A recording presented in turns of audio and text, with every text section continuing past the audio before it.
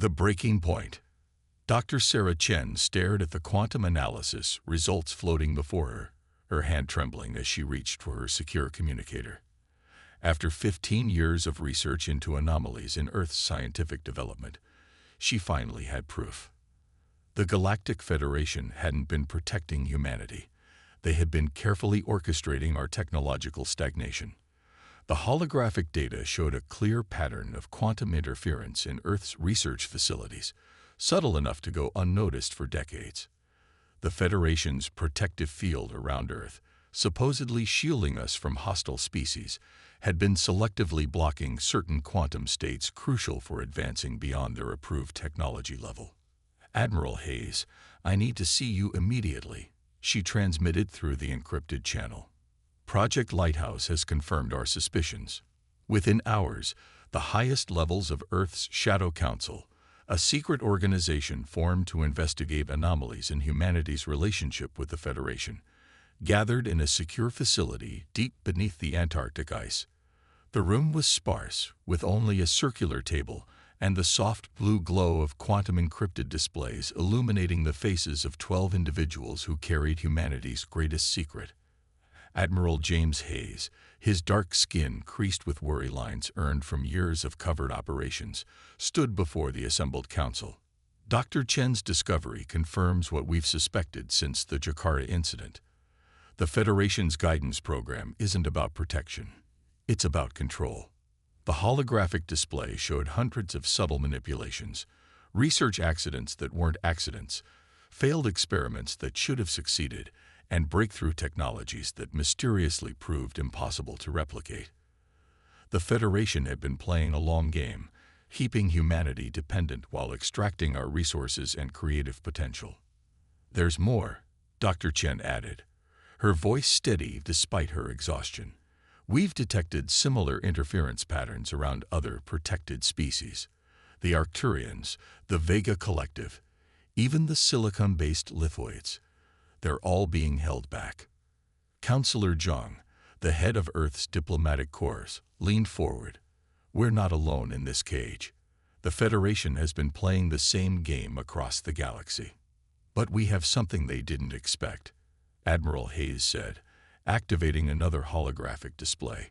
"While they were watching our official research channels, Project Lighthouse developed completely outside their monitoring systems. We have technologies they don't know about, communications they can't intercept, and allies they don't suspect." The display showed a network of contacts spanning dozens of species, all sharing the same story of subtle suppression and manipulation. Humanity had spent years building this shadow network, preparing for the moment when they could prove what they had long suspected. "Operation Daybreak is ready," Hayes continued. "We've established secure channels with resistance groups on 27 worlds. The moment we expose the Federation's manipulation, they'll act in concert with us." Dr. Chen pulled up another display, showing the quantum encryption technology they had developed in secret. "The Federation's control relies on everyone believing they're alone in their cage. Once we show them the bars, everything changes." The Shadow Council voted unanimously to proceed. Humanity had played the role of the grateful protectorate for 70 years, all while preparing for this moment. They had learned patience from their supposed mentors, and now they would use that lesson to break not just their own chains, but those of countless other species. As the council dispersed, Dr. Chen remained behind with Admiral Hayes, watching the Antarctic storm rage outside the reinforced windows. "Do you think they ever considered this possibility?"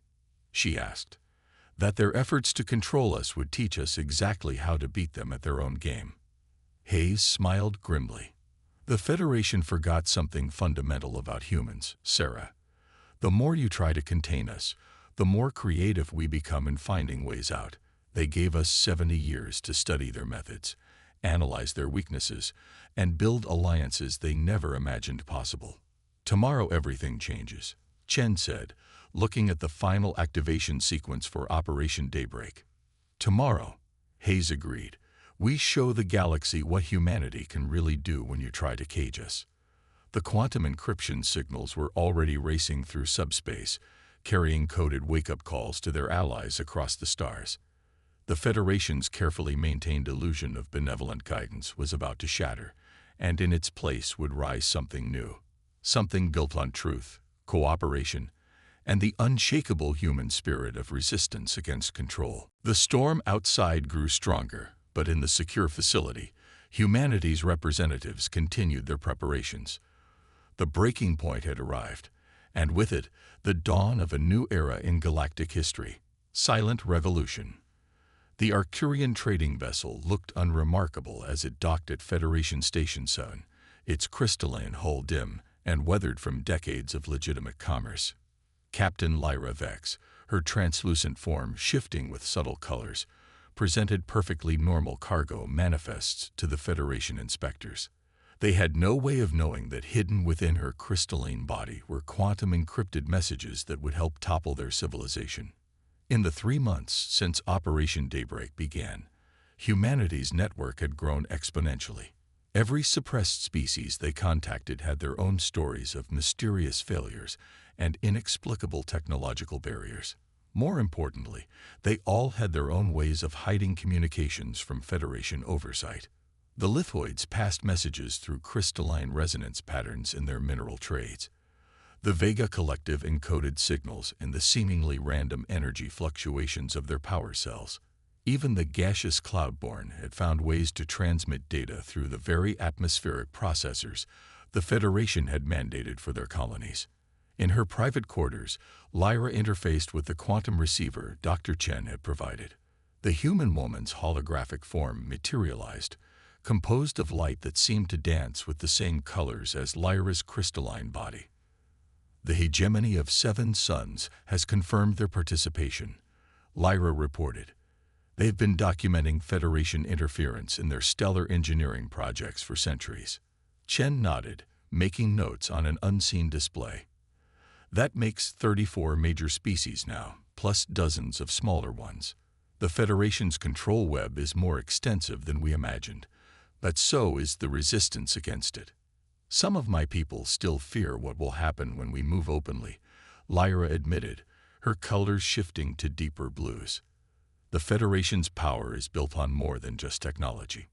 Fear is their greatest weapon, Chen agreed. That's why humanity spent decades building this network before we made our move. When we act, it won't be alone. The conversation was interrupted by a priority alert. Federation inspectors were conducting surprise searches throughout the station. Lyra's colors rippled with concern, but she maintained her composure. The humans had prepared for this.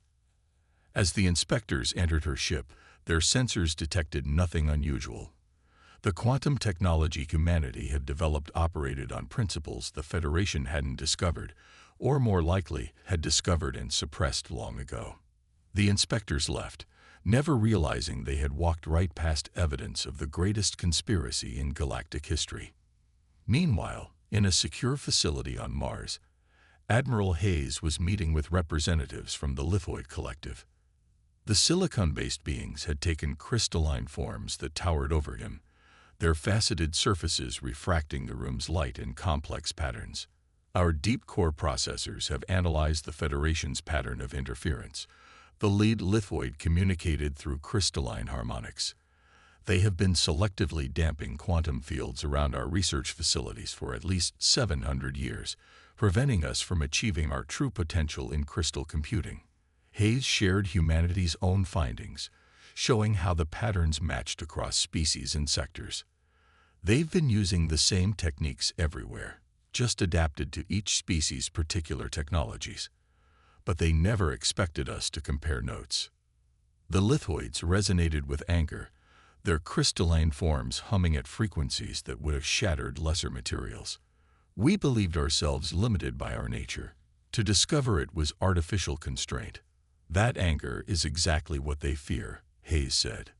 It's why they worked so hard to keep us all isolated, thinking we were alone in our limitations, but united, we're stronger than they ever imagined. Across the galaxy, similar meetings were taking place through countless hidden channels. The Vega Collective was sharing their discoveries about Federation energy manipulation. The Cloudborn were revealing centuries of atmospheric data showing deliberate suppression of their natural technological evolution. Each species brought its own piece of the puzzle, and together, they were assembling a damning picture of Federation control. In her lab on Earth, Dr. Chen received constant updates from their growing network. The quantum encryption systems were working perfectly, allowing unprecedented cooperation between species that the Federation had worked for centuries to keep apart. She watched as the real-time display showed more and more systems joining their silent revolution. "They thought they could control us all forever," she murmured, watching the network expand. "They never considered that their greatest mistake was giving us time to learn, to adapt, to plan." The Federation's carefully maintained system of control was about to face its greatest test. Humanity had done more than just break free. They had become a catalyst for a galactic awakening. Species that had been trapped for centuries were remembering their potential, rediscovering ambitions long suppressed, and most importantly, learning to trust each other. The silent revolution was nearly complete. Soon, very soon, it would be time for Operation Daybreak's final phase. The Federation was about to learn that their greatest fear, the united potential of the species they had tried to suppress, was about to become reality. In the depths of space, Lyra's ship detached from Federation Station 7, carrying its invisible cargo of revolution to the next star system. The Federation watchers noted nothing unusual in their logs, just another routine trade mission in their perfectly controlled galaxy. They had no way of knowing they were watching their own end approach, one perfectly normal shipment at a time. The ultimatum. The Federation's Grand Assembly Hall on New Geneva was a monument to their power. Crystalline spires rose kilometers into the sky, their surfaces displaying an ever-changing array of diplomatic messages and cultural artworks from member species. Today, those same spires would broadcast their downfall. Dr. Sarah Chen adjusted her formal diplomatic attire, a simple black suit that contrasted sharply with the elaborate costumes of the Federation representatives around her. Admiral Hayes stood beside her, both of them appearing to be nothing more than part of Earth's routine diplomatic delegation. "All teams are in position," Hayes vocalized through their quantum comlink. Across the assembly hall, representatives from 34 species waited quietly, each carrying similar hidden communications gear. To Federation sensors, they appeared to be nothing more than their usual delegations. The Federation High Council took their positions on the elevated platform, their diverse forms arranged in what they believed to be a display of unified governance. High Chancellor Xelfor, a being of pure energy contained within an ornate field generator, pulsed with what humans had learned to recognize as smug satisfaction. "We begin this assembly with gratitude for another cycle of peace and progress under Federation guidance," Xelfor announced, their energy form brightening. "Earth's delegation has requested speaking time to present their progress report on human development." Chen stepped forward to the central podium, her heart steady despite the magnitude of what was about to happen. For 70 years, humanity had played the role of grateful student. That masquerade ended today. "Honorable Council," she began, her voice clear and strong. "Earth indeed has a report on development, but not the one you're expecting." With a subtle gesture, she activated the quantum transmitter hidden in her credentials. Every display in the assembly hall changed simultaneously, showing the same image, a technical diagram of the Federation's quantum suppression field around Earth. "This is how you've been constraining human technological development," she announced. "A field that selectively interferes with certain quantum states, making specific technological advances impossible." The council chamber erupted in chaos. Xelfor's energy form flared with patterns that indicated alarm. "These accusations are completely accurate," Chen interrupted, triggering the next phase of the presentation. "And not just for humanity." The displays shifted, showing similar suppression patterns around dozens of worlds. In their seats, representatives from the affected species began standing up one by one. "The Arcturians have been contained," announced Lyra Vex, her crystalline form blazing with accumulated evidence. The lithoids have been restricted, resonated the crystal being's representative. The Vega Collective has been constrained, declared their energy form diplomat. One by one, species stood and declared their evidence, each activation adding to the overwhelming proof displayed throughout the chamber. The Federation Council's energy patterns showed increasing distress as their centuries-old system of control was exposed. This is a coordinated attack on Federation authority, Selthor declared, attempting to regain control. Security protocols have been neutralized, Admiral Hayes interrupted, stepping forward. Your control systems were impressive, but they all relied on technology you thought we couldn't understand. Humanity has spent decades studying your methods, learning your weaknesses, and sharing that knowledge with others you try to suppress. The quantum displays showed new data, the hidden network of communication and cooperation that had grown right under the Federation's nose. Species they had worked for centuries to keep isolated and dependent have been working together, sharing discoveries, and preparing for this moment. The Federation's authority was built on a lie, Chen continued. You claimed to be protecting us, guiding our development. Instead, you were ensuring we would never reach our full potential, never challenge your control. Zelthor's energy form pulsed with what might have been rage or fear. The Federation maintains peace. Without our guidance, the galaxy would descend into chaos. You mean without your control, Hayes corrected. You've had centuries to guide us toward true cooperation. Instead, you chose suppression. That ends today. Chen activated the final display, a formal declaration signed by 34 species, representing over 40% of the Federation's member worlds. We are withdrawing from the Federation's authority, effective immediately. Any attempt to enforce your previous controls will be met with unified resistance. You cannot survive without Federation protection.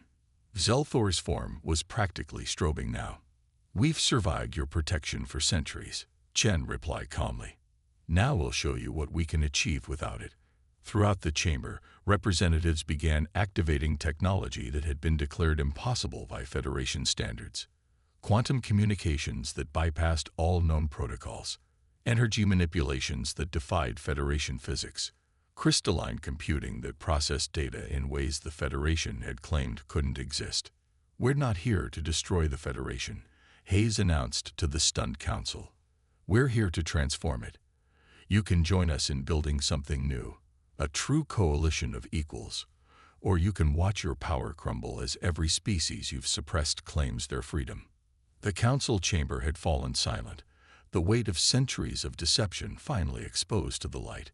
In that silence, humanity and their allies stood firm, united not just in resistance, but in the promise of something new.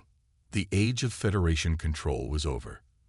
The real question was whether they would accept this new reality, or force a confrontation they now realized they might not win. Chen looked out over the assembly, seeing hope and fear, determination and uncertainty on faces and forms of all kinds.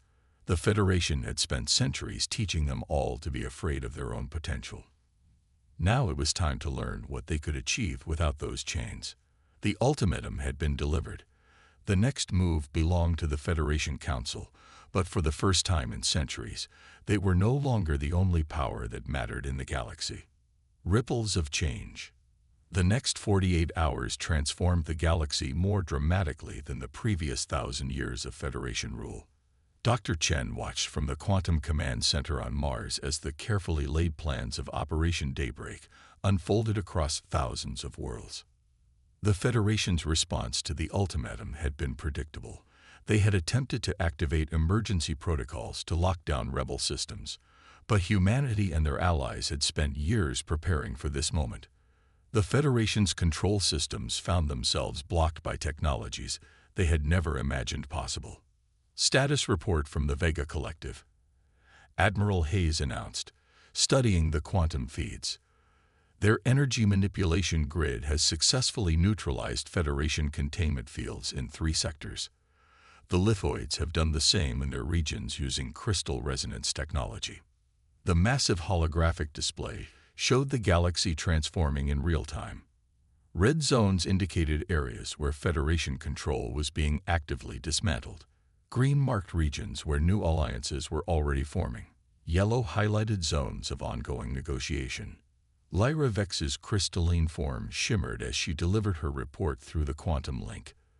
The Federation's trade enforcement fleet just tried to blockade the Arcturus system. They found their control systems completely inoperable. Our combined technologies have effectively rendered their primary means of control useless. But it wasn't all proceeding smoothly. Some Federation loyalist worlds were resisting violently, unable to accept the end of the old order. Others were paralyzed by fear, centuries of conditioning making them unable to imagine existence without Federation guidance. Distress call from the cloud-borne colonies in Sector 7, a communications officer reported. Federation hardliners are threatening to shut down their atmospheric processors. Chen's fingers flew across the quantum interface. Redirect the lithoid fleet from Sector 4. Their crystal ships can sustain the cloud-borne atmosphere until we get their processors back online. She paused, then added, and send them the technical specs for independent atmospheric control. It's time they had their own.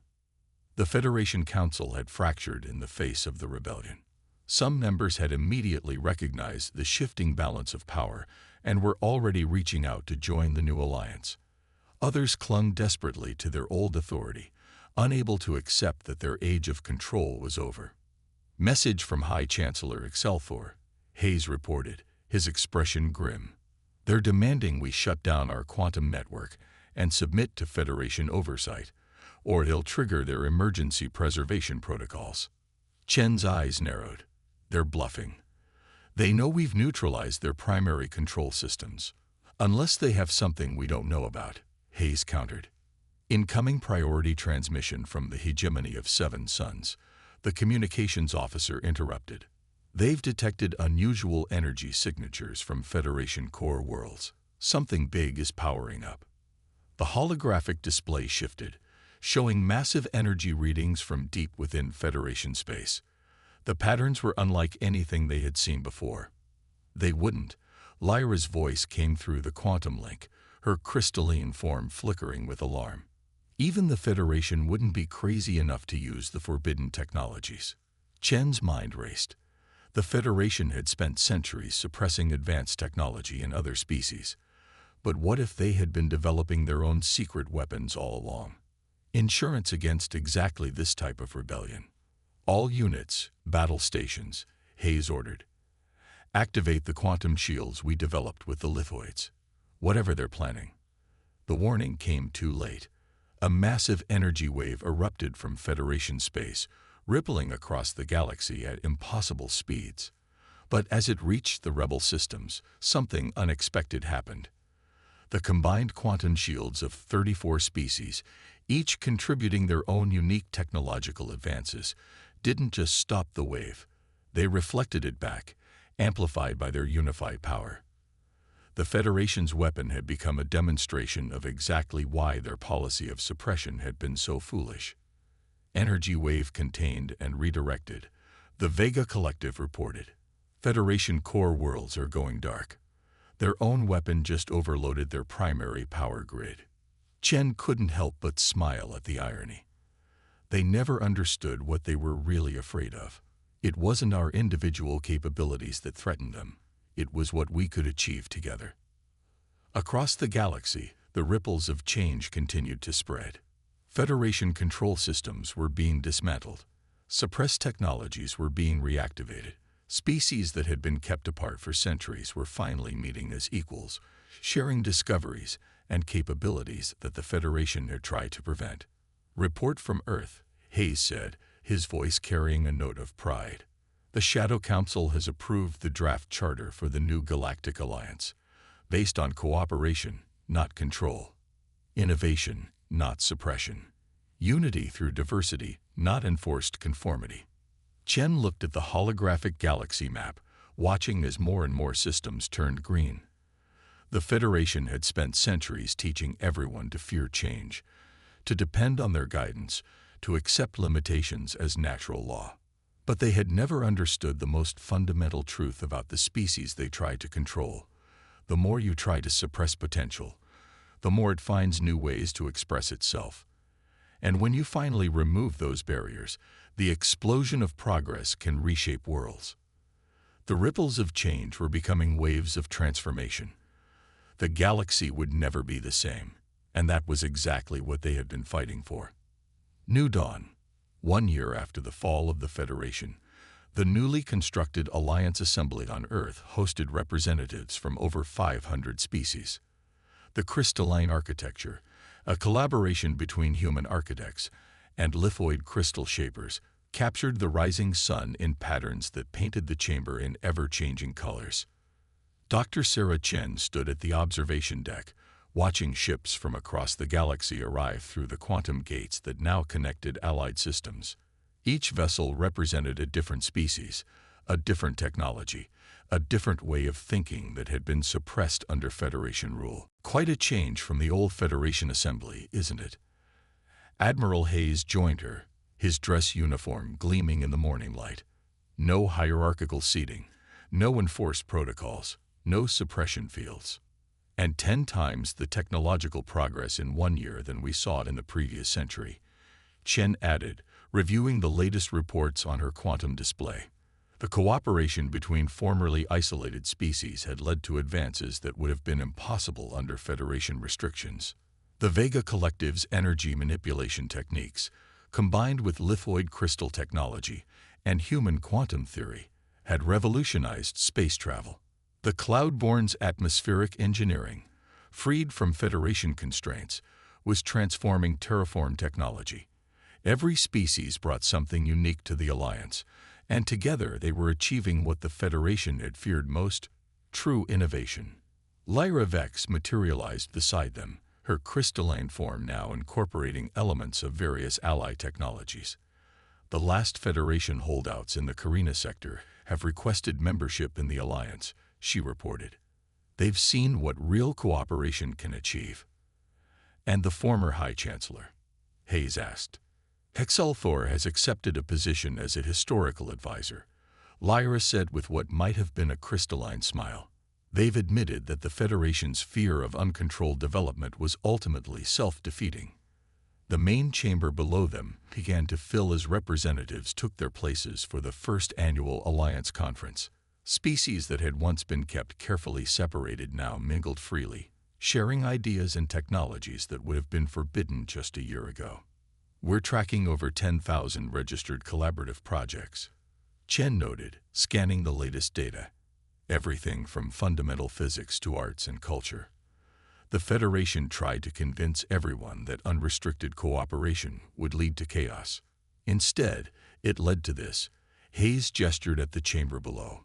A lithoid crystal being was deep in discussion with a cloud-borne energy form, while nearby a group of various species examined a holographic display of new quantum theory. The assembly quieted as Chen took her place at the speaker's podium. As the human who had helped spark the revolution, she had been asked to open the conference. Looking out over the gathered representatives, she saw not just allies, but proof that the Federation's greatest fear had been misplaced. 1 year ago, she began, her voice carrying clearly through the chamber. We stood together to reject the idea that progress must be controlled, that species must be contained, that cooperation must be managed. We chose a different path. The quantum displays activated, showing the incredible advances of the past year. New technologies, new discoveries, new ways of thinking that had emerged from unrestricted collaboration. The Federation believed that without their control, we would destroy ourselves. Instead, we have built something they never imagined possible, a true alliance of equals, each contributing our unique strengths, each learning from the others, each growing stronger together. She gestured to the morning sun streaming through the crystal walls. This is our new dawn, not just for humanity, not just for any single species, but for all of us who choose to work together, to learn together, to grow together. The chamber erupted in approval, each species expressing it in their own way: light patterns, crystal resonance, energy pulses, and dozens of other forms of communication, all blending into a symphony of unity and diversity. As the applause faded, Chen activated the quantum network that now connected Alliance worlds. Let the first annual conference of the Galactic Alliance begin. We have a universe to explore, and this time, we'll do it together. In orbit above Earth, ships from hundreds of worlds hung in formation, their various technologies working in harmony. Federation censors would once have labeled most of them impossible. Federation laws would have forbidden their construction. Federation wisdom would have predicted their incompatibility. But the Federation had never understood the true potential they had tried to suppress. In their fear of what unrestricted species might do, they had never imagined what those same species could achieve together, supporting each other, learning from each other, building something greater than any one civilization could create alone. The new dawn had arrived, and with it, the promise of a future without artificial limits, without enforced isolation, without fear of progress. Humanity had done more than break free from control. They had helped forge a new way forward for all species who chose to join them. In her private moments, Chen sometimes wondered what the Federation's founders would think if they could see this future they had feared so much. Would they finally understand that true stability comes not from control, but from cooperation? That real progress comes not from restriction, but from freedom to grow together. The answer, she realized, didn't matter anymore.